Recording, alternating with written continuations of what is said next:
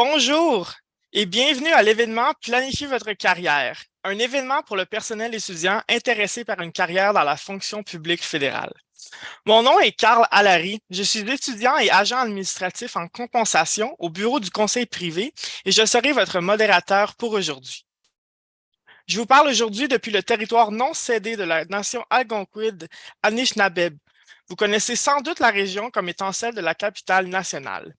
À votre tour, où que vous soyez aujourd'hui, je vous invite à réfléchir à la présence passée et actuelle des peuples autochtones qui habitent les terres où vous vous situez. Quelques consignes pour la rencontre d'aujourd'hui. On a tout plein d'informations à vous partager, mais avant, veuillez noter que les caméras et les microphones seront désactivés. L'événement est en français et sera enregistré et disponible pour le visionnement par la suite. Pour la version anglaise de cet événement, joignez-nous avec vous cet après-midi ou consultez l'enregistrement une fois disponible.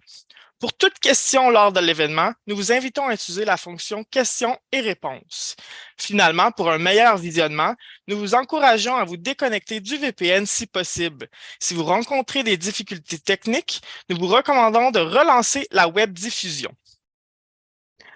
Le thème d'aujourd'hui est comment planifier sa carrière.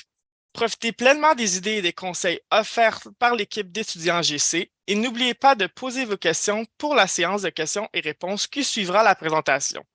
Tout le contenu de cette présentation est accessible sur la page Wiki d'étudiants GC à cette adresse. J'aimerais d'abord vous présenter mes collègues. Audrey-Anne et Priyanka sont coprésidentes du réseau étudiants GC, un groupe sous le réseau des jeunes fonctionnaires fédéraux qui a la mission de vous faire vivre aux étudiants et étudiantes une expérience de travail enrichissante au gouvernement du Canada. Nous avons aussi derrière l'écran Alexa, notre gestionnaire des communications qui gère nos technologies et qui rend l'événement d'aujourd'hui possible. Priyanka, Audrey-Anne, Alexa, je vais vous donner quelques minutes pour vous présenter. Je vais commencer. Merci, Carl. Donc, moi, c'est Audrey-Anne Racine. Mes pronoms sont elle, she, her. Moi aussi, je vous rejoins de la région de la capitale nationale sur le territoire non cédé des peuples algonquins Anishinaabe. Moi, j'ai commencé en tant qu'étudiante par le biais du programme fédéral d'expérience de travail étudiant au gouvernement du Canada. J'ai ensuite eu la chance de débuter ma carrière à la fin de mon baccalauréat en relations industrielles et ressources humaines au sein de mon équipe. Donc, j'ai passé par un processus non annoncé externe, soit l'intégration des étudiants. Puis on va vous en jaser davantage aujourd'hui. Puis actuellement, je suis conseillère en ressources humaines à Emploi et Développement social Canada. Puis je m'occupe vraiment de l'expérience étudiante, soit par le recrutement, l'intégration et les événements avec étudiants GC et au sein de mon ministère. Donc, je suis très, très contente d'être ici aujourd'hui pour partager des petits trucs et astuces que j'ai découverts au fil des années de mon début de carrière. Puis c'est un plaisir de me joindre avec vous. Bonjour tout le monde, c'est une bonne opportunité pour moi pour pratiquer mon deuxième langue officielle. Mon nom est Priyanka Sharma. Je vous parler aujourd'hui depuis le territoire non cédé de la nation algonquin Anishinaabe. Je suis une conseillère RH avec Emploi social développement Canada. Je travaille avec Audrey-Anne sur les projets des étudiants, de recrutement, rétention, avancement. Je suis vraiment heureuse d'avoir l'opportunité de faire cette présentation avec mes collègues et on va parler plus tard de les officielles langues et tout ça. Bonjour, donc moi, je suis agente de projet au réseau des jeunes fonctionnaires fédéraux, mais j'adore le réseau des étudiants GC, donc quand j'ai l'opportunité d'aider, je vais être ici. Donc, merci. Merci tout le monde et bienvenue à la présentation d'aujourd'hui et bienvenue à vous aussi, nos étudiants qui nous retournent ou si c'est votre première fois, bien, bienvenue. Votre participation nous fait toujours chaud au cœur puis ça nous motive beaucoup à faire ce genre de présentation-là. Alors, la dernière fois qu'on s'est vu, c'était en février, où est-ce qu'on a discuté de l'expérience du travail diversifié au Canada.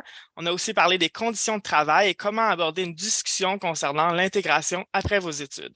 Mais si, comme moi, vous avez oublié quelques détails de cette présentation-là, il y avait beaucoup d'informations, je vous invite à aller consulter notre page Wiki pour y trouver les informations. C'est tous disponible sur la page ici. Vous avez juste à numériser le QR code à l'écran et ça va vous apporter à la bonne place. Alors, le plan de la présentation d'aujourd'hui, on va commencer par parler des groupes et des niveaux des postes. Ensuite, on va regarder le type d'emploi et les processus. En troisième lieu, on va parler de comment trouver un emploi GC. On va avoir un invité spécial pour l'occasion. On a aussi quelques ressources supplémentaires, des annonces et finalement la période de questions pour vous. Avant de commencer, d'abord, j'aimerais faire un petit sondage. Alors, sur une échelle de 1 à 5, quel est votre niveau de connaissance au sujet de la planification de carrière au sein du gouvernement du Canada? 5 étant le plus haut niveau de connaissance, 1 étant vous en connaissez pas beaucoup. Alors, je vais vous donner quelques minutes pour y répondre.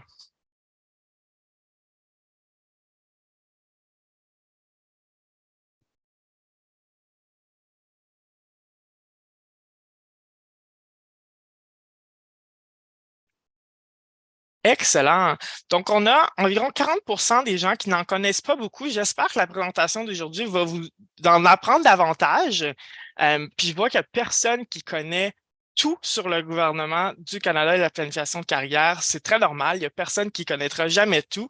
Et c'est pour ça qu'on se rencontre aujourd'hui. Excellent. Donc, commençons en premier temps avec les groupes et niveaux. Nos conseillères en ressources humaines, les coprésidentes, nous donneront l'ABC de pourquoi c'est important pour nous, pourquoi on devrait savoir ça pour commencer à planifier notre carrière. À vous, Audrey-Anne et Priyanka. Donc, on rentre vraiment dans le vif du sujet. Puis je tiens juste à préciser qu'aujourd'hui, on s'adresse autant aux étudiants qui travaillent actuellement au gouvernement du Canada qu'aux nouveaux diplômés, qu'aux étudiants qui n'ont jamais travaillé au gouvernement du Canada. La base pour vraiment comprendre comment débuter sa carrière au gouvernement, c'est selon nous les groupes professionnels. Donc, en fait, les groupes professionnels, quand on débute sa carrière, c'est vraiment les groupes professionnels permettent de séparer les différents domaines au sein du gouvernement ou de séparer en fait les différents champs d'expertise. Par exemple, moi, je suis conseillère en ressources humaines, donc mon groupe professionnel qui vient vraiment définir que je travaille en ressources humaines, c'est le groupe de PE. Donc, j'ai fait mes recherches, puis je vous invite aussi à aller voir le lien des groupes professionnels de la fonction publique. Donc, ce que vous pouvez faire, c'est vraiment taper sur Internet groupe professionnel gc.ca ou directement aller chercher le lien. Sur ce super bel outil-là, vous allez pouvoir aller faire des recherches selon des mots-clés. Moi, ce que je vous encourage à faire, c'est d'aller selon vos études. Donc, moi, j'ai fait un baccalauréat en ressources humaines. Donc, j'ai cherché ressources humaines, j'ai cherché les différents groupes professionnels qui demandaient un bac et aussi un bac en ressources humaines. Donc, une fois que vous connaissez votre groupe professionnel, puis dans mon cas, quand j'ai fini mes études, je cherchais un emploi dans le groupe des AS, dans les groupes des CR et même dans le groupe des PE. Donc, c'était 3 groupes selon lesquels je répondais aux critères des études puisque j'avais fini mon bac. Ensuite de ça, j'ai fait ma curieuse parce qu'au gouvernement du Canada, on a des qualifications dites d'essentiel. Donc, j'ai bien beau répondre aux qualifications des études, mais je dois aussi avoir l'expérience requise pour le groupe professionnel.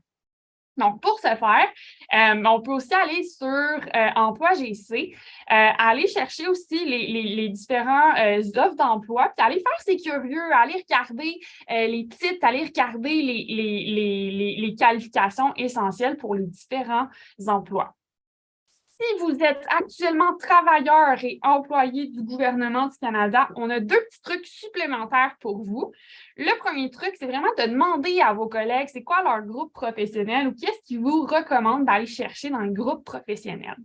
L'autre petit truc, c'est que vous avez accès à la liste, en fait à la banque de données, si on veut, des employés du gouvernement du Canada sur GC annuaire. Donc, ça peut être un beau moyen de débuter à faire du réseautage en allant sur la ressource de GC annuaire et de connecter, de demander en fait des trucs et astuces à des professionnels. Donc, par exemple, j'irai sur Emploi GC, je fais une recherche dans un certain ministère de quelqu'un qui travaille en ressources humaines, puis je le contacte à savoir, comment tu as débuté ta carrière si tu es actuellement conseiller en ressources humaines? Quel groupe et niveau me proposes-tu? Donc, c'est vraiment de faire des recherches sur les groupes professionnels pour savoir, selon vos études, quel groupe vous irait le mieux.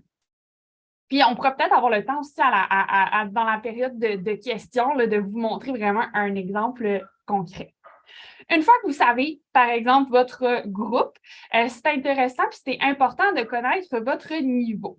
Donc, moi, je suis dans le groupe des PE, donc conseillers en ressources humaines. Lorsque j'ai fini mes études, je n'avais pas l'expérience pour aller chercher un niveau de PE2, de PE3, de PE4. Le niveau qui me convenait le plus, c'était vraiment le niveau 1.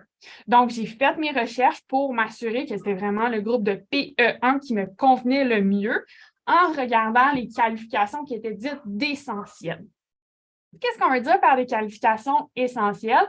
En fait, vous allez sur Emploi GC. Emploi GC qui est la base de données des emplois pour appliquer.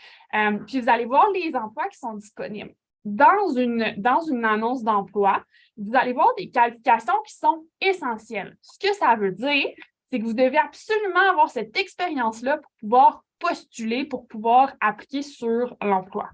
Donc, moi, par exemple, j'ai été sur Emploi GC, j'ai été chercher des offres d'emploi de PE1 et j'ai vu, par exemple, dans les qualifications essentielles, que je devais avoir de l'expérience dans la prestation d'avis et conseils.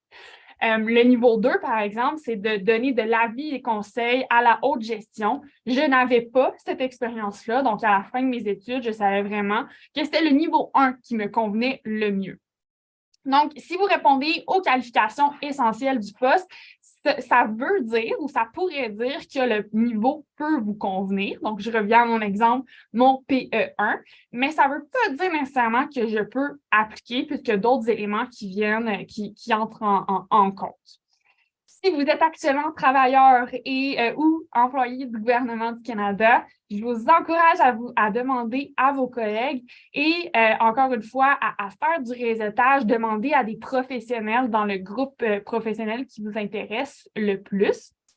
Un autre petit truc qui est bien, un petit secret bien gardé, c'est que vous avez accès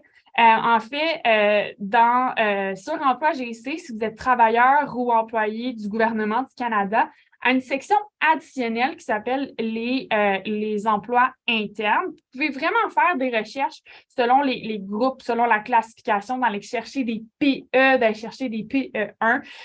Puis ça, c'est vraiment de l'information on va aborder plus en détail un peu plus loin. Mais sur Emploi GC, vous avez une section additionnelle pour les emplois internes. Je ne sais pas, Cass, si tu veux ajouter quelque chose? Ça fait beaucoup de sens. Merci, Audrey-Anne. Mais moi, j'ai une question pour nos étudiants aujourd'hui. Suite à ce que tu nous as parlé, Audrey-Anne, connaissez-vous le groupe professionnel dans lequel vous souhaitez débuter votre carrière? Si oui, écrivez-le dans le sondage que je vais lancer à l'instant. Donc, moi, par exemple, je suis en train de finir mes études, mais je regarde les AS, comme tu en as parlé, les PE peut-être, les PM. Je connais des gens qui font des PG, qui semblent avoir des emplois fort intéressants. Donc, je vous laisse quelques secondes. En tant qu'étudiant, je trouve que c'est super important aussi de connaître son groupe professionnel parce qu'une fois qu'on rentre au gouvernement avec son premier emploi étudiant, on peut faire du réseautage pour en trouver un second. Donc, de savoir le groupe professionnel dans lequel on veut travailler, bien, ça peut nous aider à faire du réseautage qui est plus précis, qui est plus efficace. Là. Donc, on a le résultat que vous avez à l'écran. Je pense que c'est quand même assez diversifié. Super. Merci d'avoir participé. Donc, poursuivons maintenant avec les types d'emplois et de processus. Faire super important aussi de comprendre les types d'emplois au gouvernement du Canada. Puis ça va vraiment se diviser je dirais, en 3 sections.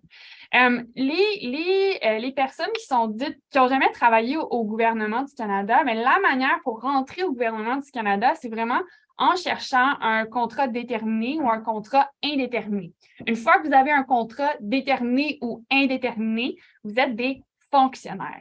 Donc, si vous avez un contrat étudiant, si vous avez un contrat à temps partiel ou un contrat occasionnel, vous êtes considérés comme des travailleurs du gouvernement du Canada. Vous n'êtes pas encore des fonctionnaires. Donc, si je répète encore, personnes qui n'ont jamais travaillé au gouvernement du Canada, les étudiants du gouvernement du Canada, les travailleurs à temps partiel, les travailleurs occasionnels sont vraiment à l'externe, ne sont pas encore des fonctionnaires. Pour devenir fonctionnaire, donc, vous devez vraiment trouver un contrat déterminé ou indéterminé. Une fois que vous avez ces types de contrats-là, vous avez accès à une autre panoplie de types d'emplois. Je vais les passer rapidement, puis je vais peut-être aller plus en détail à la prochaine diapositive. Mais vous avez accès à des mutations, des promotions, des affectations, des intérimaires et des détachements. Donc, plein d'opportunités une fois que vous devenez officiellement fonctionnaire sous contrat déterminé ou indéterminé. Prochaine diapo, on va juste aller un petit peu plus en détail. Donc, pour résumer d'une autre façon, les travailleurs du gouvernement sont les étudiants, les travailleurs à temps partiel et les travailleurs occasionnels. Donc, les travailleurs ne sont pas des employés, ne sont pas des fonctionnaires encore. Si vous souhaitez devenir fonctionnaire, vous devez chercher pour des contrats déterminés. Donc, ça peut être une période d'1 an, par exemple, il y a une date de fin. L'idéal, c'est d'avoir un contrat indéterminé, donc d'avoir votre permanence au gouvernement du Canada, un contrat sans date de fin. Une fois que vous êtes fonctionnaire, vous avez accès à des mutations. Mutations, je prends encore mon cas, quand j'ai débuté ma carrière, j'étais PE1. J'aurais pu avoir une mutation, donc c'est au même niveau, partir de mon poste de PE1, aller dans une autre équipe et devenir PE1 permanente dans cette équipe-là. J'aurais pu aussi aller chercher un intérimaire. Un intérimaire, c'est de remplacer pour une période déterminée le niveau supérieur. Donc, j'aurais mon poste de PE1, puis je remplace pour une courte durée ou un an, par exemple, un poste de PE2. Vous avez aussi des affectations, des détachements. Donc, c'est pour une courte durée. C'est vraiment de manière non permanente. Vous allez dans une autre équipe au même niveau. Donc, moi, je suis PE1, je m'en vais dans une autre équipe quelques mois, les aider sur un projet et je reviens sur mon poste par la suite. C'est des belles opportunités pour aller chercher de l'expérience ailleurs, aller diversifier son champ d'expertise. Encore là, lorsque vous êtes fonctionnaire, vous allez chercher encore des contrats indéterminés, des contrats déterminés et avoir des promotions. Donc, moi, j'ai passé de PE1, j'ai une promotion à PE2. Donc, j'ai monté de niveau puisque j'ai acquis de l'expérience de travail pour démontrer que j'avais les compétences pour le niveau supérieur. Donc, c'est les types d'emplois au gouvernement du Canada. Excellent. Maintenant, question quiz pour vous, voir si vous avez bien écouté. Si vous avez un emploi étudiant, êtes-vous admissible à un intérimaire? Je vais lancer la question. Juste ici, vous allez la voir à l'écran. Donc, ce n'est pas quelque chose qu'on a discuté nécessairement de façon explicite.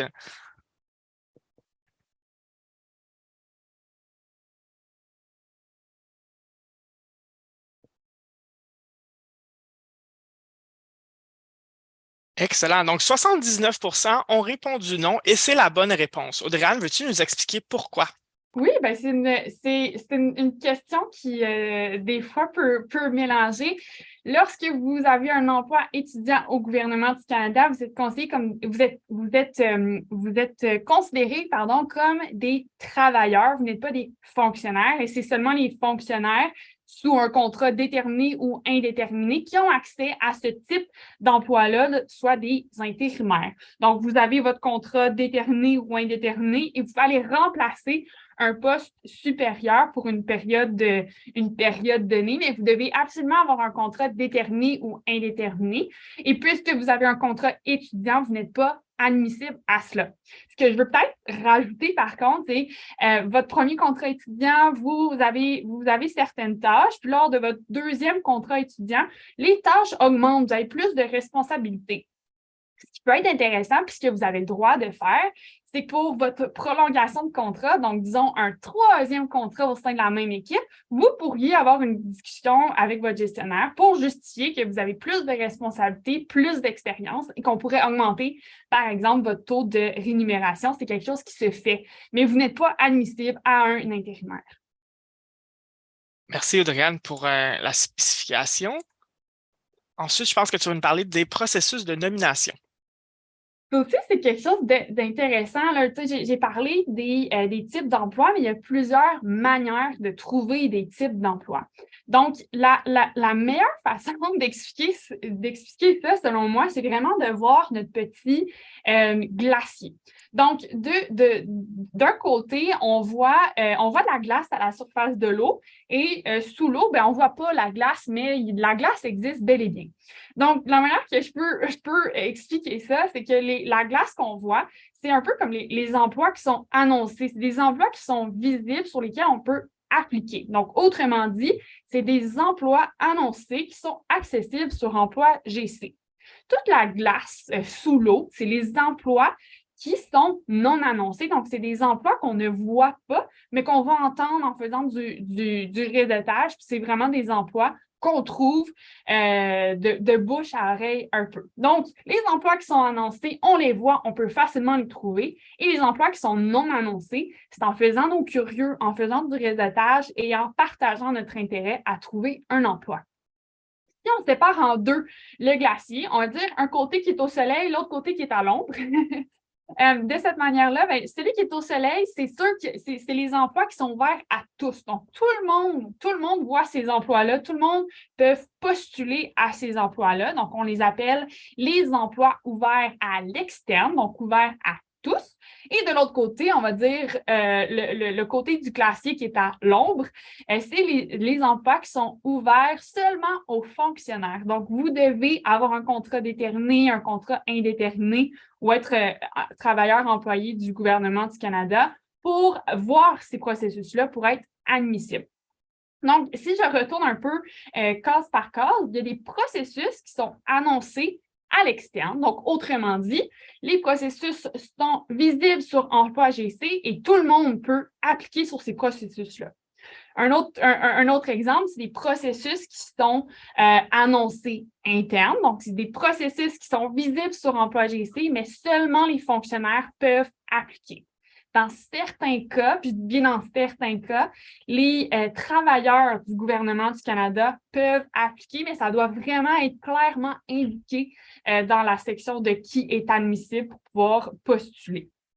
Puis, celui qui vous intéresse souvent le plus, les étudiants, donc les étudiants qui ont déjà eu de l'expérience de travail au sein du gouvernement du Canada, c'est les processus qui sont non annoncés, donc qui ne sont pas visibles sur Emploi GC et qui sont dits d'externe. Donc, c'est avec du bouche à oreille et tout le monde peut avoir cette opportunité-là. On l'appelle pour les étudiants l'intégration des étudiants. Donc, c'est justifié par le fait que vous avez de l'expérience au sein du gouvernement du Canada. Donc, c'est des différents moyens de trouver une opportunité d'emploi au sein du gouvernement du Canada. Donc, si, encore là, je reviens, je vous l'explique d'une autre manière. Là, on met de côté le glacier, mais sur papier, je tiens à rementionner que les étudiants qui travaillent au gouvernement du Canada ne sont pas considérés comme des personnes appartenant à la fonction publique. Vous êtes des travailleurs, mais vous aspirez à être des employés. Les processus qui sont annoncés, c'est des offres d'emploi qui sont visibles sur Emploi GC. Vous allez sur le site d'Emploi GC, vous trouvez tous les processus qui sont annoncés. Par contre, il y a des processus qui sont externes, donc tout le monde voit ces processus-là sur Emploi GC. Et il y a des processus qui sont annoncés internes, donc c'est seulement les travailleurs ou les employés qui ont accès. C'est une section sur Emploi GC qui est ajoutée lorsque vous êtes connecté sur le réseau du ministère ou lorsque vous utilisez votre adresse courriel du gouvernement du Canada.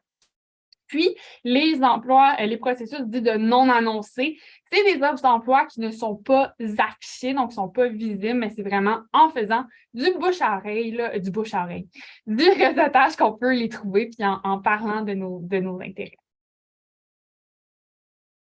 Donc, encore une autre manière de vous l'expliquer, m'assurer que vous avez bien compris le principe. Comment trouver un emploi selon les processus? Donc, pour trouver un processus de nomination qui est annoncé, donc qui est visible et qui est accessible par tous, allez sur Emploi GC régulièrement. Vous pouvez aussi ajouter une alerte pour recevoir par courriel les nouveaux emplois qui vont s'afficher. C'est Michel là, qui va nous joindre tantôt, va pouvoir vous donner un peu plus d'informations sur Emploi GC. C'est vraiment notre expert. Il y a aussi les processus de nomination qui sont non annoncés externes. Faites du réseautage pour les trouver. C'est en vraiment faisant du réseautage puis bouche à oreille que vous allez trouver ces opportunités-là. Je vous conseille fortement d'être membre de groupes Facebook pour faire du réseautage avec des gestionnaires d'embauche. Puis la plupart du temps, ces groupes Facebook-là vont s'appeler GOC, GC, informel, informal. Donc, vous devez faire des petites recherches pour trouver ces groupes Facebook-là. Si vous êtes des travailleurs et des employés du gouvernement du Canada, je vous conseille de considérer aussi des processus de nomination qui sont annoncés, donc qui sont visibles sur Emploi GC et seulement les fonctionnaires peuvent appliquer. Même chose de consulter régulièrement les emplois disponibles sur Emploi GC et si vous êtes étudiant ou travailleur occasionnel, vérifiez que vous êtes bel et bien admissible à ces processus-là. Puis finalement, pour des processus de nomination qui sont non annoncés, donc pas visibles sur Emploi GC, mais qui sont externes, donc que tout le monde peut trouver. Deux petits trucs si vous êtes employé ou travailleur du gouvernement du Canada, c'est de faire des recherches sur GC annuaire pour agrandir votre réseau, faire du réseautage avec des gestionnaires d'embauche. Et finalement, de vous créer un compte sur GC Connex sur le carrefour de carrière pour pouvoir faire du réseautage et trouver des opportunités par le biais de ce site-là de réseautage. Bon, ça c'est excitant. Même chose, encore si vous êtes des travailleurs, surtout des travailleurs, là, je parle des étudiants, des employés, des travailleurs occasionnels, il y a plein de répertoires pour les étudiants et les étudiants nouvellement diplômés qui ont déjà travaillé au gouvernement du Canada. L'objectif de ces répertoires-là, c'est de vous mettre en contact avec des gestionnaires d'embauche pour vous aider à trouver une opportunité d'emploi. Ça ne garantit rien l'obtention d'un emploi, mais ça peut vous aider dans vos recherches. Je vous invite à scanner le code QR pour voir les répertoires qui sont disponibles. C'est vraiment des répertoires pour les étudiants et étudiants qui sont nouvellement diplômés, qui ont déjà travaillé au gouvernement du Canada. Il y en a un à notre ministère, Emploi et Développement social Canada. Vous pouvez vous inscrire. Puis là, j'ai de la misère avec l'acronyme, mais je sais qu'à Immigration et citoyenneté, immigration, local, tu peux peut-être m'aider. Immigration, voyons. Je pense que c'est immigration, réfugiés et citoyenneté. Oui. Canadienne, je pense. RCC en anglais. Exactement. Ils viennent tout juste d'en lancer un. Pêche et Océan aussi ont un répertoire.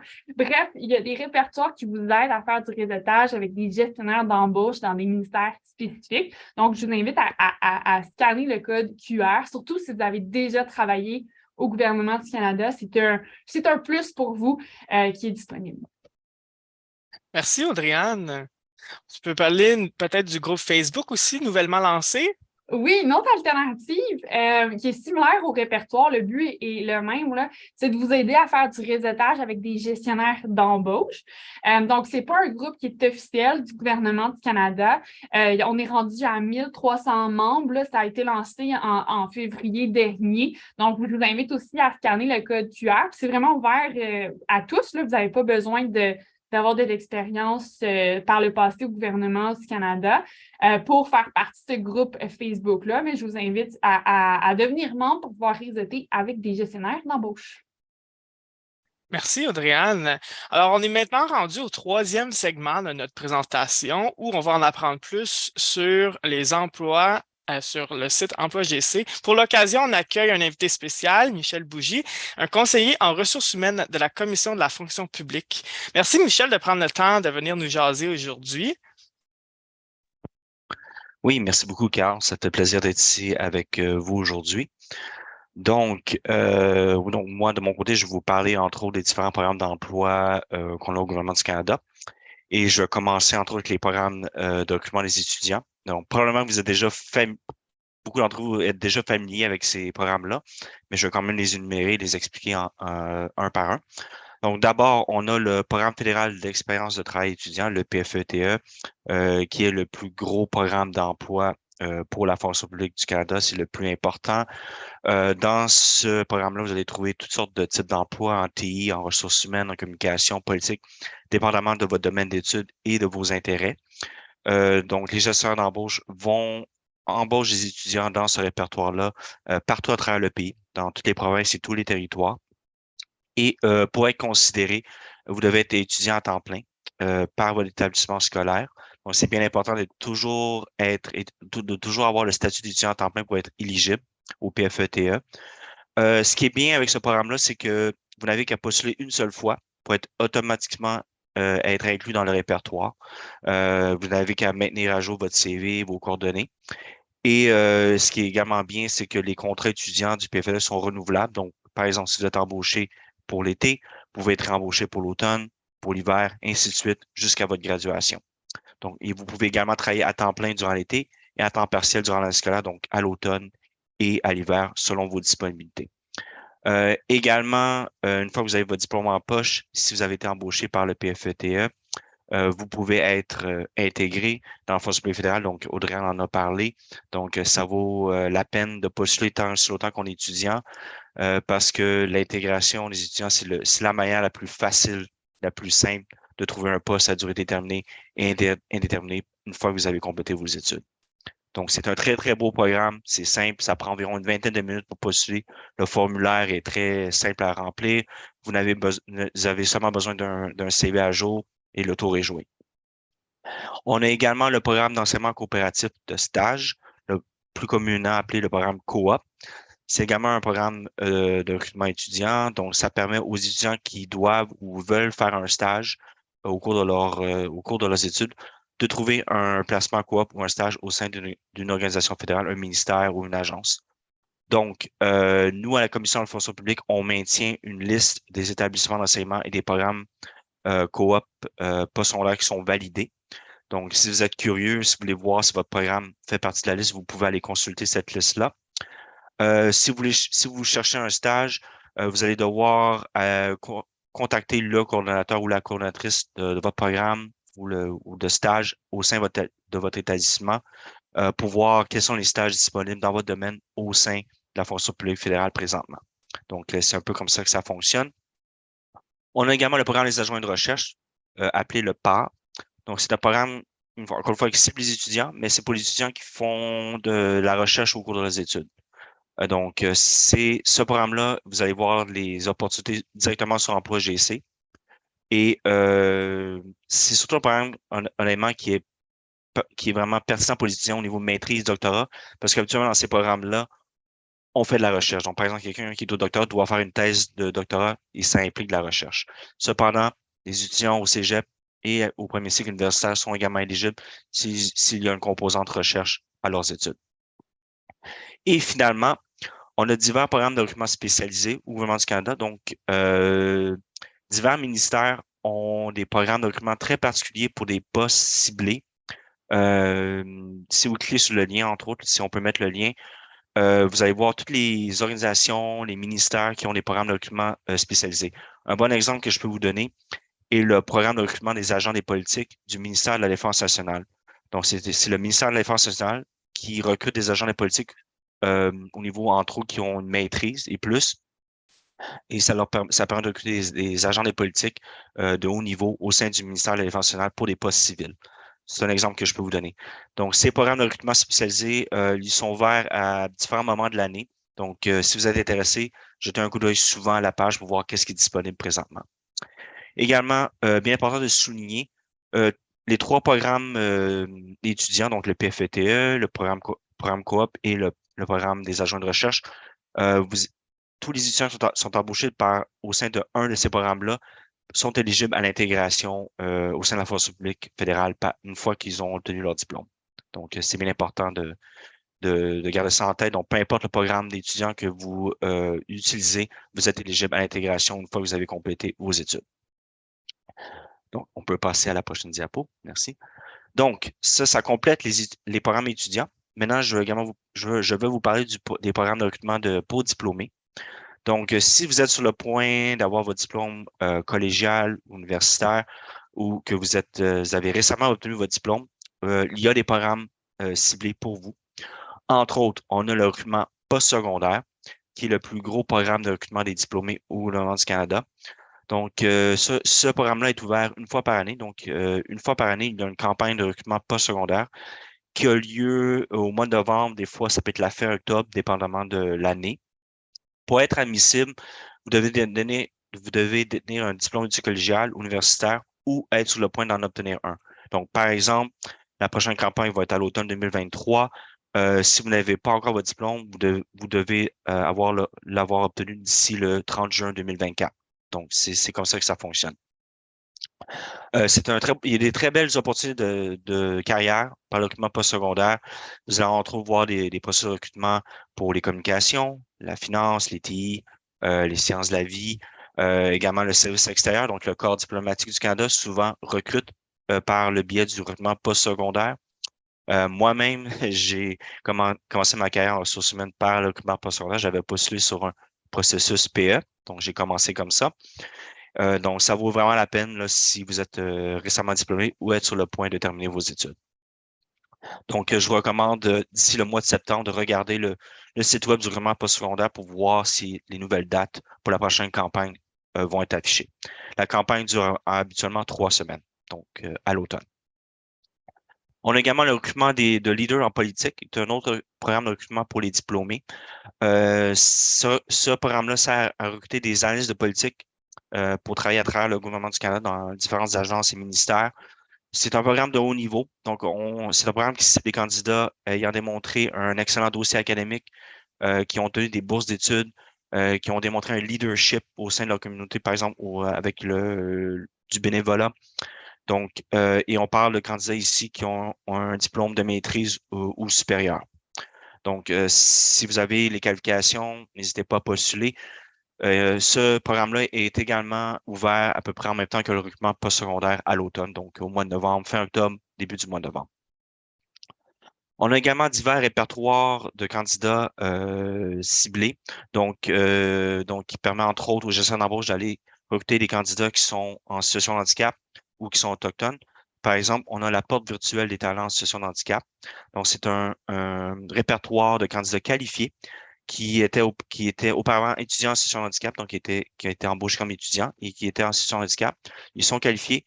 Ce répertoire-là peut être utilisé pour combler des postes AS1 ou équivalents. Donc, les gestionnaires d'embauche peuvent aller piger directement dans ce répertoire-là.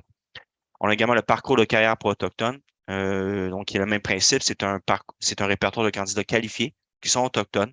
Et ces candidats-là ont diverses compétences, diverses expériences, et les gestionnaires d'embauche peuvent aller recruter directement ces candidats-là pour s'ils veulent recruter des candidats autochtones. On a également toutes sortes d'initiatives de recrutement spécialisées. Si vous allez sur Emploi GC, souvent, vous allez voir des processus d'embauche qui sont ouverts seulement aux personnes en situation de handicap, aux Autochtones ou les deux en même temps. Donc, de manière périodique, là, vous allez voir ces genres de concours-là afin d'aider le gouvernement du Canada à améliorer la diversité et l'inclusion au sein de ses employés. Donc, en général, c'est un peu ce que nous avons. Maintenant, Emploi GC, Audrey en a parlé. Donc, c'est là que vous allez voir les processus de nomination annoncés externes et les processus de nomination annoncés internes.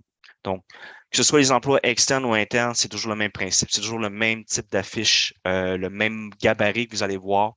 Donc, ça va être bien important que vous ayez bien sûr un compte à jour qui est fonctionnel, avec une adresse courriel fonctionnelle Les communications se font très majoritairement par courriel. Donc, assurez-vous que votre adresse courriel fonctionne. Vous serez surpris le nombre de fois qu'on reçoit on reçoit des courriels ici à la Commission de la fonction publique qui dit hey, j'ai pas vu telle annonce.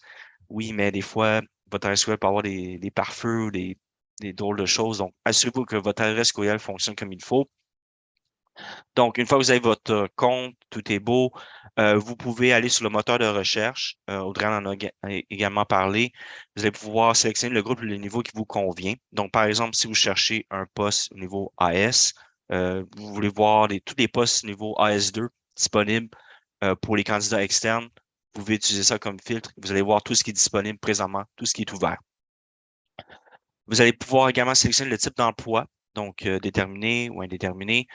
Pour les postes externes, souvent, vous allez voir là, que les emplois déterminés et indéterminés sont offerts en même temps dans le même processus. Donc, ne soyez pas surpris de voir les deux en même temps. Également, vous pouvez vérifier les critères d'admissibilité. Ça, c'est bien important. Toujours vérifier la zone de sélection, que ce soit le lieu de résidence. Des fois, il y a certains processus qui peuvent être, par exemple, seulement les candidats qui habitent dans un radius de 50 km du lieu de travail puis sont admissibles. Également, certains emplois à l'interne, surtout, des fois, sont seulement ouverts aux employés qui sont déjà au sein du ministère ou de l'agence. Certains processus d'emploi sont seulement ouverts à certains groupes d'équité en matière d'emploi. Donc, toujours vérifier la zone de sélection. Et finalement, le plus important, vérifier que vous répondez aux qualifications essentielles du poste. Audrey en a également parlé. Donc, quand on parle de qualifications essentielles, on parle vraiment ici de l'éducation et l'expérience et bien sûr la langue. Assurez-vous que vous remplissez ces conditions-là. En matière d'éducation et d'expérience, surtout, c'est bien important que vous remplissez toutes les qualifications essentielles. Donc, il n'y a pas de barème. Donc, par exemple, ce n'est pas si vous rencontrez 3 qualifications essentielles sur 5, vous ne serez pas éligible. Il faut vraiment toutes les rencontrer une par une. Et la manière de faire ça, ceux qui ont déjà postulé à des emplois sur Emploi GC, vous le savez, c'est par le biais des questions de présélection que tout le monde adore. C'est la partie la plus difficile, on ne se le cache pas. Vous allez voir pour les emplois internes, c'est le même principe. On a encore des questions de présélection à remplir lorsqu'on postule à des emplois internes. Ça ne change pas. C'est le même principe. Donc, on ne s'en sort pas. Donc, c'est bien important de bien démontrer comment vous répondez aux qualifications essentielles du poste afin de réussir l'étape de la présélection pour ensuite continuer dans le processus. Donc, souvent, après, ça va être un examen écrit et l'entrevue. Donc, c'est bien important. On peut passer à l'autre. Merci. Donc, je vais également glisser un mot sur les programmes d'emploi, sur l'occasion d'emploi pour les étudiants autochtones, l'occasion d'emploi pour les étudiants en situation de handicap. Donc, ces deux programmes-là, c'est deux volets du programme fédéral d'expérience de travail étudiant, le PFETE. Et ces programmes-là comprennent des formations, du mentorat, des événements spécifiques aux étudiants autochtones et aux étudiants en situation de handicap et des services de soutien destinés à ces étudiants-là. Donc, entre autres, l'occasion d'emploi pour étudiants autochtones, c'est un programme destiné aux étudiants embauchés à la fonction publique et qui s'autodéclarent comme autochtones dans le cadre du PFETE. C'est la même chose pour l'occasion d'emploi pour les étudiants en situation de handicap. Donc, c'est également un programme destiné aux étudiants qui s'autodéclarent comme personnes en situation de handicap dans le cadre du PFETE. Donc, c'est la définition de ces deux programmes-là.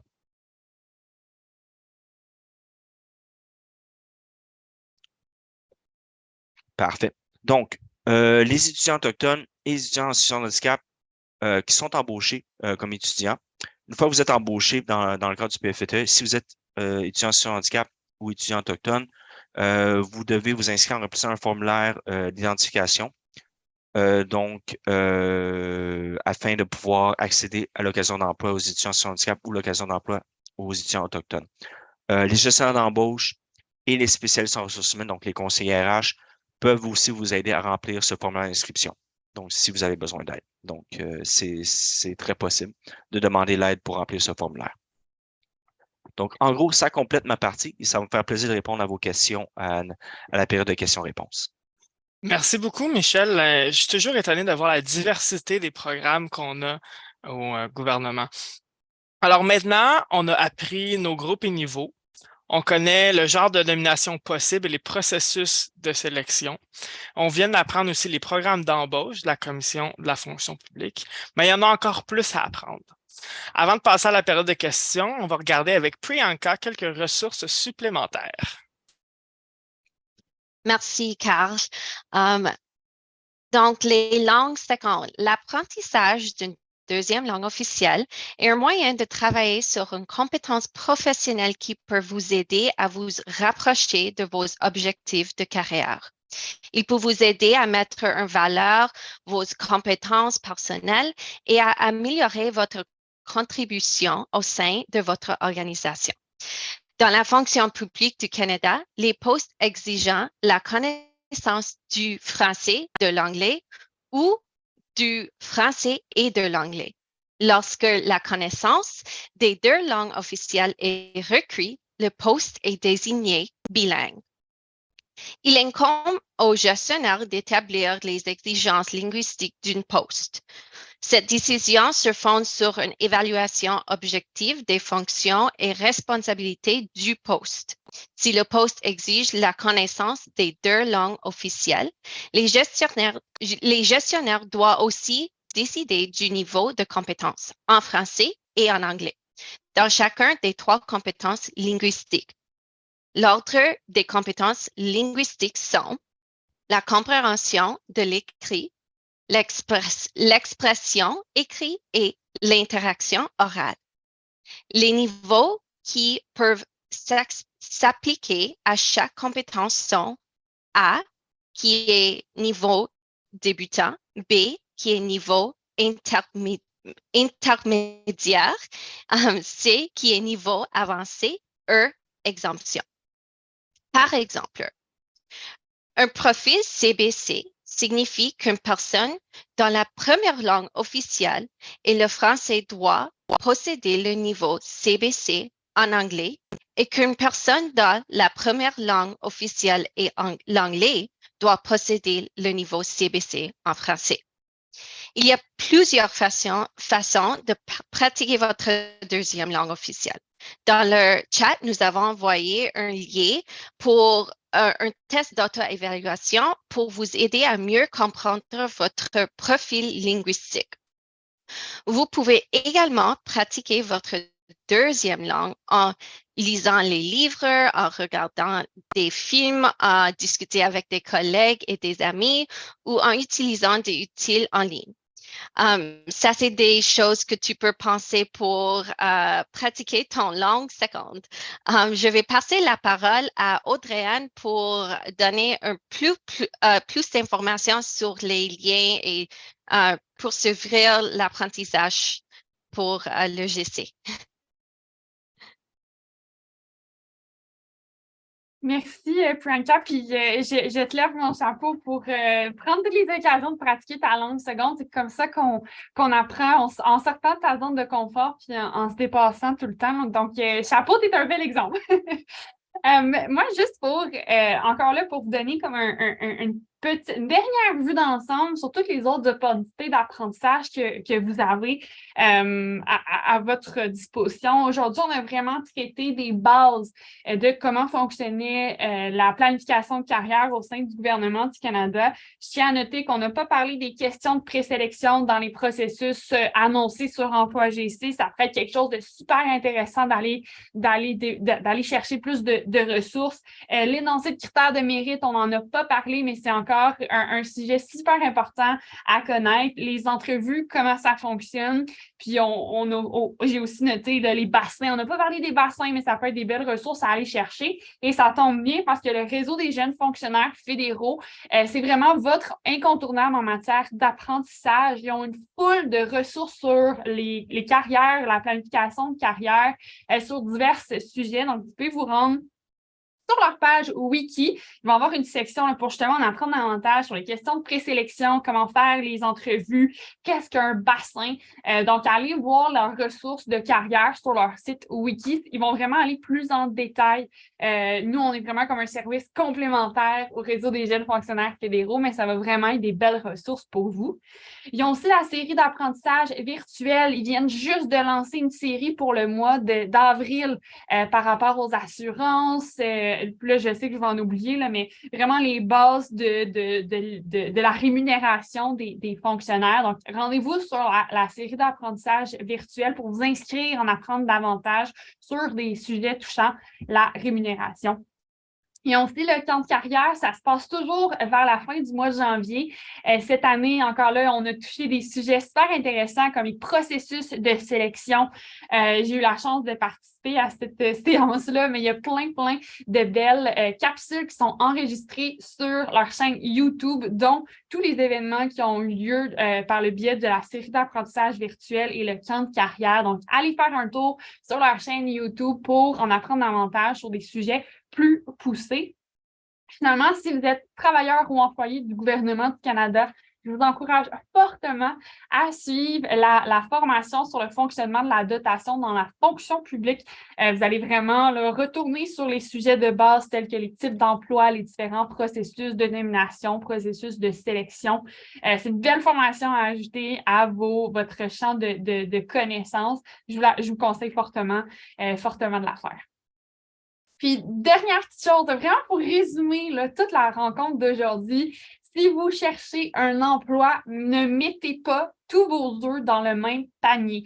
Ce que ça veut dire, c'est que vous ne focussez pas juste sur une seule option, juste sur un processus non annoncé externe. Allez chercher toutes les différentes manières qui s'offrent à vous. Je parle ici des répertoires, de faire du réseautage sur LinkedIn, d'être membre de groupes Facebook pour connecter avec des gestionnaires d'embauche, faire du réseautage avec l'outil de GC annuaire, appliquer sur Emploi GC, essayer de vous qualifier dans des bassins. Vraiment, utilisez toutes les différentes options qui s'offrent à vous. Ne focussez pas sur juste une option, allez chercher le plus d'opportunités possibles. Et ça, c'est en ne mettant pas tous vos œufs dans le même panier. C'est vraiment, selon moi, la clé du succès d'être diversifié dans vos recherches d'emploi. Merci, Audrey-Anne. Alors maintenant, c'est ce qui conclut la période informative, disons, sur ce qu'on avait à vous apprendre. Alors, la même question que tantôt quand on a commencé. Sur une échelle de 1 à 5, quel est votre niveau de connaissance au sujet de la planification de carrière au sein du gouvernement du Canada? 5 étant toujours le plus haut niveau de connaissance. On a fait un gros résumé là, en moyenne, qu'est-ce qui se passe quand on planifie notre carrière au gouvernement.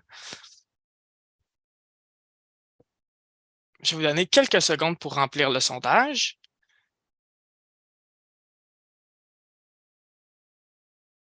Excellent. Donc, ça a augmenté hein, quand même. On est parti de 1, 2, puis maintenant, on est plus vers les 3, 4. Alors, j'espère que vous allez au moins partir avec ces outils-là, puis vous allez pouvoir ensuite vous familiariser avec toute l'information. Encore une fois, c'est une information qui est disponible sur notre page Wiki. Donc, rapidement, pour les annonces, on aimerait ça que vous remplissiez un petit sondage ici, d'un formulaire de rétroaction. Dites-nous ce que vous avez pensé de la présentation d'aujourd'hui. On est toujours ouvert aux nouvelles propositions. On améliore nos présentations de fois en fois avec votre rétroaction. Juste hier, on a ajouté une nouvelle diapositive parce qu'on a eu un bon commentaire d'un de nos étudiants. Donc, on est toujours en train d'utiliser vos commentaires pour s'améliorer. Nous autres non plus, on n'a pas fini d'apprendre. Ensuite, on vous rappelle encore qu'il y a un groupe Facebook d'étudiants GC. Vous pouvez le rejoindre ici ou juste rechercher étudiants GC sur Facebook comme j'ai fait. Il devrait être un des premiers là, qui sort sur la barre de recherche. On est présentement 1300 membres, je pense. Donc, ça l'avance beaucoup. Hein? Ensuite, on a notre bulletin mensuel d'étudiants GC.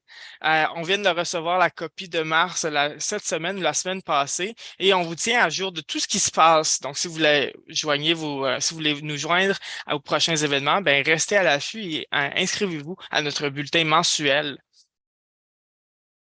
Évidemment, ben, suivez-nous sur nos réseaux sociaux. C'est là où est-ce qu'on partage nos événements, nos ressources. Donc, on est disponible partout sur LinkedIn, sur Twitter, sur Instagram, sur Facebook, sur Slack aussi, qu'on a un site. Donc, juste scannez le code QR ici. Vous allez pouvoir nous trouver en ligne. Maintenant, passons à la période de questions. Donc, on est ici pour répondre à toutes vos questions. Michel, aussi, tu peux rejoindre la période de questions sans problème. Juste utiliser la fonction Q&A, questions et réponses, et on va commencer dès maintenant avec la première question. Michel, peut-être je pourrais diriger cette question-là vers toi. Est-ce que les programmes étudiants sont ouverts aux étrangers titulaires d'un permis d'études? Oui. Oui, les étudiants internationaux peuvent postuler. Cependant, vous devez toujours garder en tête que la priorité est toujours donnée aux citoyens canadiens et aux résidents permanents. Donc, vous êtes éligible, mais vous avez moins de chances d'obtenir un emploi étudiant comparativement aux citoyens canadiens et aux résidents permanents. Parfait, merci Michel. Alors, j'ai une question ici de David. Il se demande quels sont les meilleurs moyens actuels où est-ce qu'il peut trouver un emploi pour le gouvernement du Canada. Il dit actuellement, car je viens de voir passer le recrutement postsecondaire et le recrutement des leaders politiques qui est habituellement plus à l'automne. Donc, actuellement, là, au mois de mars, quels sont les meilleurs moyens de trouver un emploi? En ce moment, il termine sa maîtrise. Pour donner un petit peu de contexte, Audrey-Anne, peut-être que tu pourrais répondre à cette question.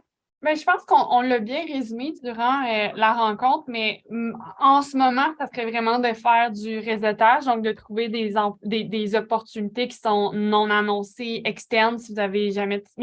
des opportunités non annoncées, de faire du réseautage, d'aller sur les groupes Facebook, de démontrer votre intérêt et naturellement de manière annoncée. Puis Michel va pouvoir aussi confirmer, mais c'est vraiment d'aller sur Emploi GC, de savoir c'est quoi le groupe qui vous convient le mieux, sachant aussi que vous avez une maîtrise, de peut-être aller voir un groupe professionnel qui demande une maîtrise ou le plus haut niveau d'études, d'appliquer sur les processus. C'est tellement... Moi, je trouve que les processus d'emploi sur Emploi GC, c'est beaucoup d'apprentissage, d'essais-erreurs, puis il faut se pratiquer. Il faut se pratiquer pour bien comprendre comment ça fonctionne, les questions de présélection, les entrevues. Donc, actuellement, c'est de pratiquer sur Emploi GC puis de faire du réseautage avec des gestionnaires d'embauche. Parfait, merci Audrey-Anne. Alors, la prochaine question ici, les mois de mars et avril sont-ils des bons moments pour trouver un emploi permanent au sein du gouvernement du Canada? Est-ce un moment de l'année où les offres d'emploi sont abondantes plus que d'autres? Michel, as-tu des idées par rapport à ça? Oui, écoutez, la réalité, c'est que les offres d'emploi sont affichées à chaque jour sur Emploi GC. Donc, vraiment, vous n'êtes pas obligé d'attendre après l'année fiscale, après le 31 mars pour commencer à postuler. Il y a toujours des nouvelles offres d'emploi, peu importe la période de l'année. Il n'y a pas vraiment de haute et basse saison. Vous allez voir, même au courant de l'été, là, il y a toujours des nouvelles offres d'emploi qui sont affichées sur Emploi GC. Présentement, aujourd'hui, là, juste vous donner une idée, là, il y a 892 offres d'emploi externes. Là. Donc, il y en a qui sont affichés pendant quelques heures, d'autres quelques jours, quelques semaines, quelques mois. Il y a beaucoup, beaucoup de variétés. Donc, vous n'êtes pas obligé d'attendre, ça, je veux dire. Donc, allez, si vous voyez quelque chose dès maintenant, postulez. Et comme disait Audrey-Anne, plus vous allez postuler sur les processus, plus vous allez vous améliorer. Juste au niveau des questions de présélection, vous allez voir, là, vous allez prendre des trucs, vous allez être capable, avec la pratique, de mieux répondre. Je vous recommande également de sauver vos réponses sur un document Word séparé. Comme ça, vous allez pouvoir réutiliser les mêmes réponses au fur et à mesure parce que vous allez voir, ces questions-là sont toujours basées sur votre expérience personnelle à vous. Donc, c'est normal que vous allez réutiliser les mêmes exemples.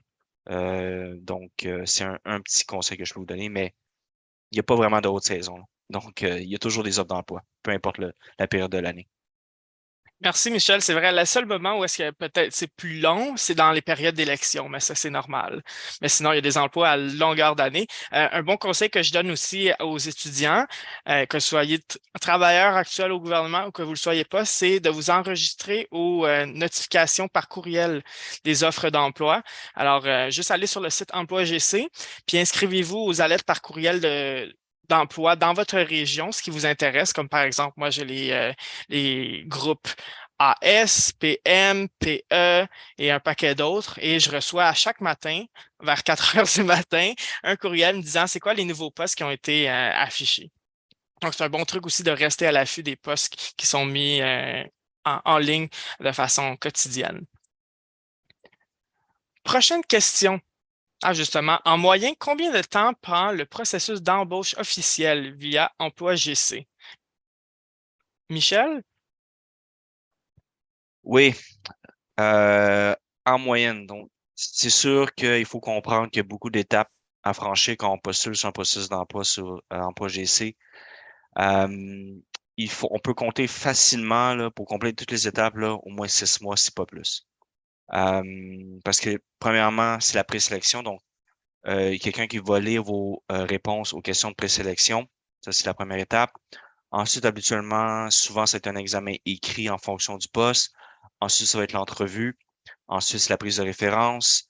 Les évaluations de langue seconde, si vous avez postulé sur un poste bilingue et si vous n'avez pas de résultat valide, vous allez devoir faire ces examens-là également, ce qui prend du temps. Il y a également l'enquête de sécurité. Donc, parce que chaque fonctionnaire doit au minimum avoir ce qu'on appelle une cote de fiabilité. Donc, entre autres, on va vérifier vos antécédents judiciaires, entre autres. Et par la suite, une fois que c'est fini, ça c'est fini, là, on peut éventuellement vous donner une lettre d'offre d'emploi. Donc, il faut être patient, c'est sûr. Et c'est pour ça que je recommande tout le temps de postuler à plusieurs choses en même temps. Audrey l'a dit, là, de ne pas mettre vos œufs dans le même panier. Donc, postulez sur Emploi GC, faites du réseautage en même temps pour vous donner le maximum de chances de trouver un emploi dans une durée raisonnable. Juste donner un exemple, moi-même, j'ai mentionné que j'ai postulé au recrutement postsecondaire pour donner conseil RH. Entre la journée que j'ai envoyé ma candidature et la journée que j'ai reçu une offre d'emploi, ça a pris 1 an. Je dis pas que ça va être comme ça pour tout le monde. Il faut comprendre que le recrutement postsecondaire, c'est des très gros processus à travers le pays. Donc, c'est normal que ce soit plus long.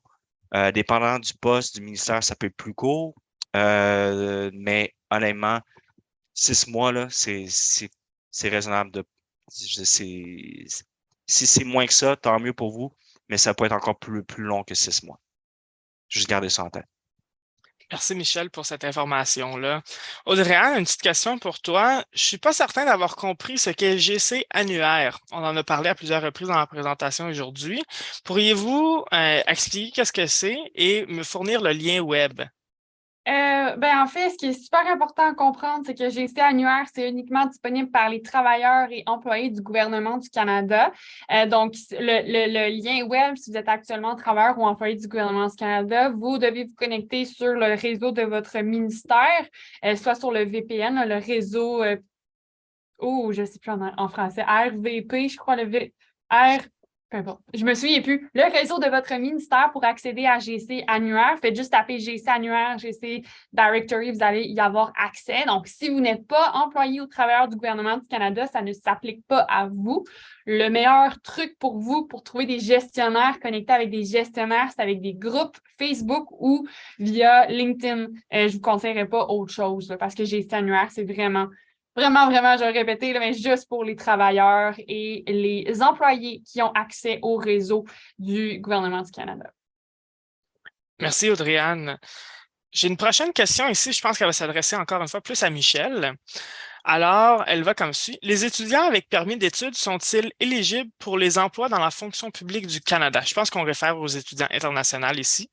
Et si oui, est-ce que les expériences obtenues dans d'autres pays, dans la fonction publique locale ou dans les fonctions publiques d'une province canadienne, par exemple, comptent lorsqu'on postule dans la fonction publique du Canada? Oui, un peu comme pour les emplois étudiants, les les étudiants internationaux et les gens qui ont un permis de travail, par exemple, peuvent postuler aux offres d'emploi sur Emploi GC. Cependant, comme pour les programmes d'emploi étudiant, la priorité est toujours donnée aux citoyens canadiens et aux résidents permanents du Canada. Mais vous pouvez postuler quand même. Moi, honnêtement, je vous recommande, si vous voulez rester au Canada à long terme, d'obtenir vos résidences permanentes le plus tôt possible afin d'augmenter vos chances de trouver un emploi dans la fonction publique. Également, ce qui concerne les expériences acquises à l'étranger, il n'y a pas de problème. C'est parfaitement valide. Vous n'avez pas besoin d'enlever ça de votre CV puis juste garder vos expériences canadiennes. Non, au contraire, vous pouvez utiliser ces expériences-là dans les questions de présélection durant les entrevues. Il n'y a aucun problème. Un autre point à souligner, si vous avez fait vos études à l'étranger, à l'extérieur du Canada, ça va être bien important d'obtenir une équivalence canadienne. C'est-à-dire que le gouvernement fédéral fait affaire avec 5 organisations qui font l'équivalence des diplômes étrangers. Et ça va être bien important d'obtenir cette équivalence-là si vous voulez avoir un emploi dans la fonction publique du Canada. Je vous recommande fortement, si ce n'est pas déjà fait, de commencer déjà le processus d'équivalence, parce que dépendant du pays ou de l'institution où vous avez fait vos études, ça peut être long. Ça peut prendre des semaines, même des mois. Donc, même si vous n'avez pas postulé sur les emplois présentement, je vous recommande dès maintenant de faire le processus d'équivalence. Ça va être bien important. Merci, Michel, pour le processus d'équivalence. C'est pas quelque chose que je connaissais, mais c'est très vrai. On entend souvent parler aussi dans les médias ces jours-ci. Alors, j'ai une prochaine question aussi que j'aimerais répondre moi-même parce que je trouve que ça ça fit bien mon profil. Alors, Abigail nous demande, je suis dans mon poste depuis 1 an. Il me reste encore 3 ans d'études. Est-ce que je devrais penser à changer de poste pour avoir plus d'expériences diverses ou de rester pour les bons liens? Mais Abigail, moi, j'étais dans la même situation et ce que j'ai fait, c'est j'ai évalué qu'est-ce qui me restait en termes d'études. C'était quoi mon champ d'études, premièrement. Ensuite, j'évaluais comment je voulais planifier ma carrière. Donc, dans quel groupe je voulais aller, quel niveau, quel genre de type d'emploi je voulais obtenir par la suite. Ensuite, j'évaluais ça avec mon emploi actuel. Donc, est-ce que ça répond à mes besoins actuels, l'expérience que je cherche à trouver, et est-ce que ça va répondre à l'expérience que je cherche à acquérir dans la prochaine année? Ensuite, je fais la comparaison. Des fois, on pense que le gazon est plus vert ailleurs, mais ce n'est pas nécessairement le cas. Ça dépend toujours de ce que vous recherchez. Moi, j'ai fait la décision après 1 an, transférer, de trouver un autre emploi par le biais du programme PayFait. J'ai été chanceux, mais ce n'est pas nécessairement le cas que vous allez en trouver un autre. Audrey-Anne, peut-être que tu as plus de détails à nous donner là-dessus. Maintenant, moi, en fait, j'avais aussi parlé de mon expérience. Mon premier emploi au gouvernement du Canada, ça a été avec le programme fédéral d'excellence de travail étudiant. Puis, mon emploi étudiant, c'était d'imprimer, je le dis tout le temps, là, imprimer, déchiqueter et là, je me souviens plus, là, imprimer, déchiqueter et numériser, voilà. Ouais, brocher, tu sais, dans ce genre-là. Puis, ça ne correspondait pas à mes aspirations en tant que étudiante qui faisait un baccalauréat en ressources humaines. Donc, pour cette raison-là, j'ai été vraiment dans une équipe qui pouvait vraiment potentiellement m'offrir un emploi après mes études. Donc, j'ai switché. Encore, j'ai été chanceuse, j'ai été pris dans le répertoire du programme fédéral d'expérience de travail étudiant. Je n'ai pas eu la chance de faire du réseautage parce que je ne savais pas qu'on peut faire du réseautage. Mais je suis tombée dans une équipe en ressources humaines. Puis c'est vraiment là qu'ils m'ont offert un emploi après mes études. Donc, je trouve que ça compte beaucoup d'être dans une équipe qui peut vous offrir de l'expérience enrichissante dans votre domaine d'études, mais aussi qui peut vous offrir un emploi après vos études. C'est quelque chose à prendre en considération, selon moi, là, surtout si vous n'êtes pas dans une équipe dans votre domaine d'études. Merci, Audrey-Anne. Je pense qu'on a une expérience quand même similaire. Puis c'est ça. Dans le fond, c'est d'évaluer, c'est planifier votre carrière, en fait. Il faut planifier votre carrière puis identifier c'est quoi vos besoins, vos attentes, puis chercher les offres d'emploi, les occasions d'emploi qui correspondent à vos attentes. On a une question ici d'Iti Atou. Est-ce possible de passer les examens avant d'appliquer à un poste? Je pense ici on réfère aux examens de langue. Disons qu'on parle d'examens de langue, est-ce possible de les passer avant d'appliquer sur un poste? Non, les examens de langue, si vous n'avez pas le résultat valide, vous n'avez rien à faire de votre côté. On va vous contacter au moment opportun pour passer ces examens-là. On va tout vous expliquer comment ça fonctionne. Donc, vous n'avez rien à faire de votre côté par vous-même. Il n'y a aucun coût associé à ces examens de langue-là. Vous n'avez rien à débourser. Donc, juste être clair là-dessus également. Mais on va vous contacter au moment opportun dans le processus d'embauche là, pour passer ces évaluations-là. Michel, je peux peut-être rajouter, tant qu'on applique sur Emploi GC, on peut identifier notre niveau de langue seconde, donc avancé, intermédiaire, débutant. Moi, ce que j'aurais conseillé, par contre, c'est de faire les tests d'auto-évaluation, juste pour vous donner une idée de est-ce que je crois que je suis du niveau avancé. Là, vous faites les tests d'auto-évaluation pour vraiment dire OK, ça confirme que je suis du niveau avancé pour ensuite appliquer, mais c'est pas des processus, c'est pas une évaluation officielle. Mais ça peut vous aider par la suite à soumettre votre candidature. Oui. Oui, puis si je peux ajouter, souvent les gens ont tendance à sous-estimer leur capacité en langue seconde. Donc, quand on parle de poste bilingue, souvent, on ne demande pas à la personne d'être parfaitement bilingue, et que la personne ne fait aucune erreur. C'est normal d'avoir une langue dominante. Donc, ne vous sous-estimez pas. Si vous n'êtes pas sûr, appliquez quand même. De toute façon, on va vous demander de faire les évaluations et vous allez savoir si vous atteignez les critères minimaux ou pas. Et de toute façon, c'est pas tous les postes qui sont bilingues. Il y a des postes qui n'ont, vous n'avez pas besoin d'être bilingue pour travailler. Donc, il y a des postes unilingue français, unilingue anglais également. Donc, ne vous inquiétez pas là, si vous n'êtes pas parfaitement bilingue. Merci Michel et Audrey-Anne. Une prochaine question ici qui, je pense, revient quand même à plusieurs reprises, mais c'est une question qui est tout le temps intéressante. Est-il recommandé de commencer sa carrière dans la fonction publique dès la fin de mes études ou est-il correct de commencer dans le privé puis venir au sein du gouvernement du Canada après quelques années? Bref, y a-t-il des conséquences à commencer tardivement ma carrière dans la fonction publique, surtout en ce qui a trait à la pension et à la retraite? Audrey-Anne, peut-être tu voudrais commencer? Ben, moi, je vais plus partager mon opinion perso, ou dans le sens que, mettons, moi, j'ai fini mes études, j'avais l'expérience vraiment pour une PE1, j'avais pas l'expérience pour un niveau supérieur. Avoir été au privé, avoir acquis de l'expérience, j'aurais pu débuter ma carrière au gouvernement du Canada dans un niveau plus élevé. Donc, c'est juste à garder en tête que c'est pas parce que vous ne commencez pas votre carrière au gouvernement du Canada dès la fin de vos études que vous allez devoir revenir par la suite au premier niveau PE1. Disons, si vous allez acquérir de l'expérience, vous revenez, vous allez être éligible à des niveaux, mettons, plus hauts si vous avez l'expérience et les qualifications essentielles. Moi, c'est juste ça que j'aurais à dire. Côté pension, retraite, c'est sûr que c'est à prendre en considération. Vous pouvez faire du rachat de services si vous avez de l'expérience antérieure au gouvernement du Canada en tant que travailleur étudiant ou travailleur occasionnel. Je suis pas professionnelle dans le côté pension et retraite. Ça serait à vous de faire les recherches, mais en effet, c'est quelque chose à prendre en considération. Oui. Merci, Oui. Audrey-Anne. C'est vrai que, Michel, je te donne la parole dans 2 instants. Les questions par rapport à la rémunération, c'est tout le temps des cas uniques. Donc, si vous travaillez déjà dans le gouvernement comme travailleur, étudiant, je vous conseille d'avoir une discussion avec le centre de pension, par exemple, ou professionnel en rémunération dans votre équipe. C'est les autres qui vont pouvoir vous répondre. Mais pour nous, c'est dur à dire là, parce que c'est tout le temps du cas par cas, malheureusement. Michel, tu allais ajouter quelque chose? Oui, oui, c'est sûr, ça dépend toujours de vos intérêts personnels, professionnels. Dans mon cas, moi, j'ai pas commencé directement au gouvernement du Canada après mes études. J'ai travaillé au gouvernement du Québec et dans le privé un peu également. Et j'ai acquis de l'expérience avant de rentrer au fédéral. Donc, il n'est jamais trop tard pour travailler au gouvernement du Canada. Là, si vous voulez commencer plus tard dans votre carrière, vous allez travailler dans le secteur privé et ensuite rentrer au gouvernement du Canada, il n'y a aucun problème. Là. Vous n'allez pas être pénalisé. Au niveau de la pension, dans mon cas, comme je l'ai dit, j'ai travaillé au gouvernement du Québec et j'ai pu transférer ma pension du gouvernement du Québec au gouvernement fédéral.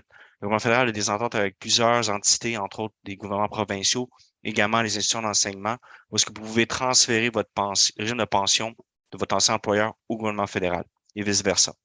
Donc, ça aussi, ça se fait également. Donc, vous pouvez, entre autres, aller travailler dans un gouvernement provincial et ensuite rentrer au gouvernement fédéral et vous allez pas nécessairement tout perdre vos années que vous avez accumulées dans votre fonds de pension de votre employeur précédent. Donc, vous pouvez le transférer au gouvernement fédéral, ce que j'ai fait de mon côté. Parfait, merci Michel. Audrey-Anne, j'ai une question pour toi. On a Mise ici qui demande, qui dit que je suis étudiant à l'école du barreau. Je vais bientôt rechercher un stage, mais il n'y a personne dans mon institution scolaire pour connaître les opportunités. Comment puis-je en trouver, mis à part sur Emploi GC? Je vais peut-être juste donner mon expérience personnelle, puis Michel va pouvoir renchérir côté coop. Moi, je suis actuellement étudiante. Il me reste 37 jours, je crois, avant la fin de mes études. Je les compte religieusement. Mais peu importe, je suis étudiante à la maîtrise en gestion de projet, puis je suis en train de faire un stage. J'ai trouvé mon stage en faisant du réseautage avec mon équipe, mes équipes proches. Donc, moi, j'aurais tendance à dire qu'il y a toujours l'option de réseautage. J'ai aussi à EDSC, on a un répertoire pour les étudiants à la recherche d'un stage. Donc, de ne pas mettre cette option-là de côté. Naturellement, Michel, c'est l'expert. Moi, c'est vraiment plus je mets mon chapeau d'ancienne étudiante, puis je vous donne mes petits trucs, mais c'est vraiment Michel qui va pouvoir bien répondre à cette question-là. Alors, Michel, je te laisse. Oui, merci. La question, c'était quoi déjà? Excusez, juste répéter.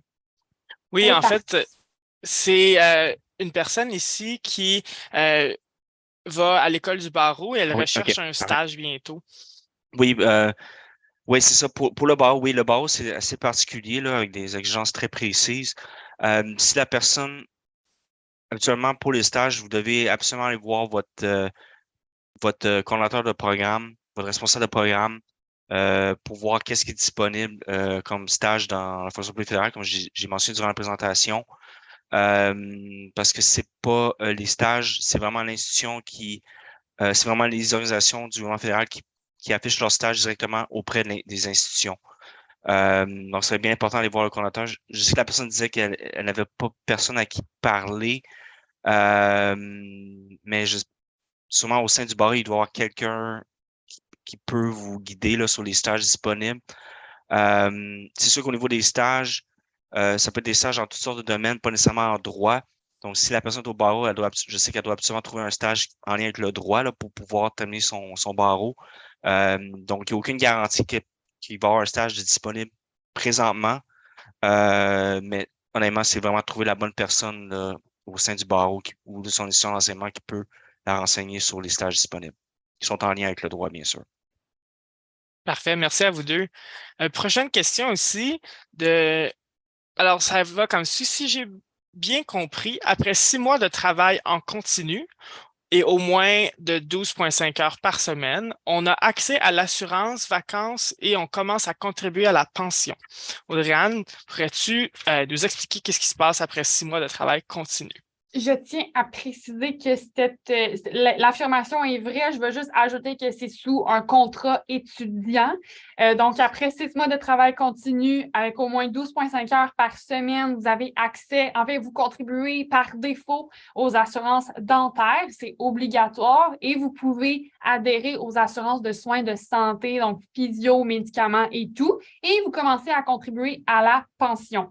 Ce qui est important aussi d'ajouter là, quand on parle de 6 mois de travail, c'est en continu. Donc, si votre contrat finit aujourd'hui, vous devez absolument être sous contrat étudiant demain. Si au contraire, vous finissez aujourd'hui, demain, vous n'êtes pas sous contrat au sein du gouvernement du Canada et que votre contrat recommence vendredi, il y a un bris de contrat et vous ne respectez plus le 6 mois de travail continu. Donc, je résume, l'affirmation est vraie. Je tiens juste à ajouter que vous devez être sous contrat étudiant, avoir un 6 mois d'emploi continu à au moins 12,5 heures par semaine pour avoir accès aux assurances, pas aux vacances, vous n'avez pas de vacances en tant qu'étudiant, et à la pension. Les étudiants, les vacances, congés de maladie, vous n'avez pas ça, vous devez prendre un congé sans solde. Puis je vais juste ajouter le lien dans le chat là, pour avoir plus d'informations par rapport à la question qui a été posée. Parfait, merci Audrey-Anne. Une question ici concernant le réseautage. Est-il préférable d'attendre plus près de la fin de nos études pour que les gestionnaires se souviennent de nous ou qu'ils sachent qu'on est disponible bientôt, ou est-ce que c'est mieux de commencer le plus tôt possible? Alors moi, je pense qu'il n'est jamais trop tard pour commencer à réseauter. En fait, vous devriez commencer à réseauter dès que vous avez un emploi ou dès que ça vous tente, en fait, de réseauter, parce qu'il y a toujours de la place à grossir son réseau. Des connexions se forment, des connexions se perdent au fil du temps. Puis vous ne savez pas si, même si vous réseautez là, mais vous graduez seulement dans 3 ans, dans 2 ans, il y a peut-être d'autres opportunités sur votre chemin que vous allez rencontrer, que vous n'auriez pas rencontré si vous n'aviez pas réseauté. Cela dit, si votre souhait, c'est d'être intégré dans l'équipe dans laquelle vous travaillez, planter la graine dès maintenant, même si vous graduez dans 3 ans seulement, c'est toujours une excellente idée aussi. Puis continuer à entretenir ces relations-là aussi. Donc, je pense qu'il n'y a pas de. Il n'est jamais trop tard, en fait, ou il n'est jamais trop tôt pour commencer à réseauter. Audrey-Anne, as-tu une différente perspective? Non, non, non, du tout. Moi, j'allais juste dire que je pense que l'important, c'est d'avoir un réseau, de débuter tôt du réseautage et d'entretenir ce réseautage-là et ce réseau-là.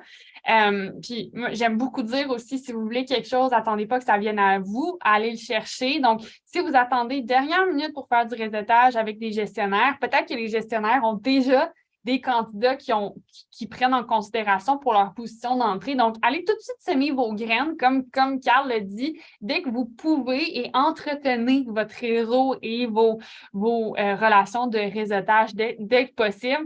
Il faut que vous ayez plusieurs plans, là, plan B, plan C, si jamais votre équipe ne peut pas vous offrir, par exemple, un processus non annoncé externe, soit l'intégration des étudiants. Donc, moi, j'ai pas fait ça. J'ai vraiment pas fait ça, mais moi, je vous conseille de le faire, de commencer tôt à faire du réseautage puis d'entretenir vos relations pour avoir trop d'options à la fin de vos études puis de pouvoir choisir.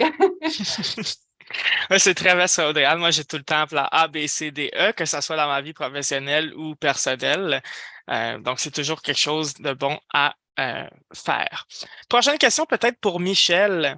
Comment fait-on pour faire une recherche dans Emploi GC à partir de groupes d'emploi spécifiques? Par exemple, les PE, les PM.